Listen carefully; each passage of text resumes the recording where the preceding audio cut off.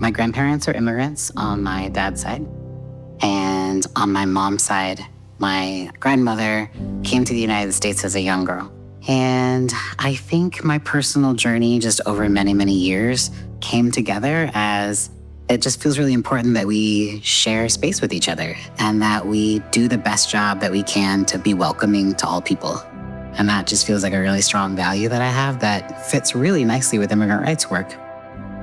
I come from like a long line of community organizers in terms of the people who come before me. And one of the things that stays with me the most is the importance of having a big umbrella.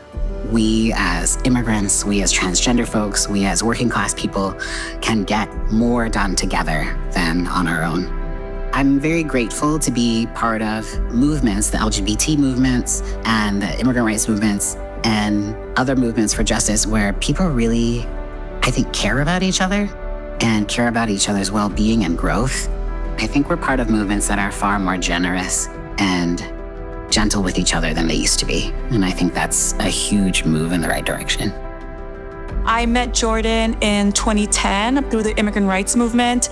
I love Jordan so much. And one of the first qualities that really struck me is that he's so warm, welcoming. He makes you feel like you belong already. He really has that quality with just every person he meets. And it doesn't matter who it is. It could be a Latina immigrant woman. It could be, a young trans student, teenager. It could be just anyone. He makes everyone feel really welcome.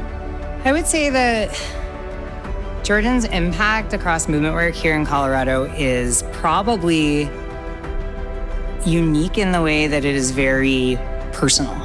I think that one of his strengths is really connecting with a person and finding what really moves them and supporting them through their growth, through their process in terms of becoming a better organizer, a better activist, a better community member.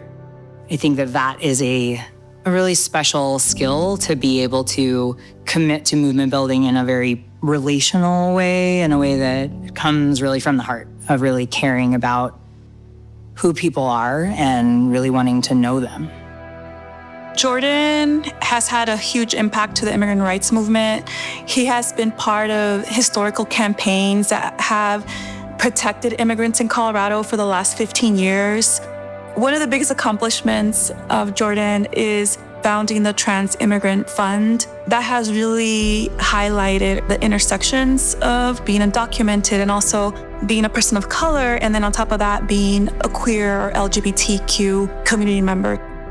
There are two places in the country where transgender folks have like a specific pod, and one is here in Aurora, Colorado, and the other is in Tacoma, Washington.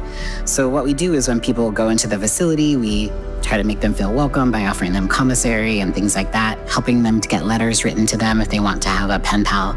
And then when they come out of the facility, we make a little makeup bag for them, and we do a couple $100 in cash to be like, buy yourself what you need. And so we often do this to say, like, you deserve to have dignity in your next steps.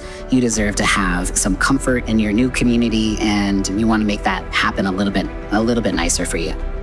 As Latina people, it is important to have visibility of our queer and trans community members. I think one of the ways that we're going to get through these turbulent years is to stay in touch with our humanity.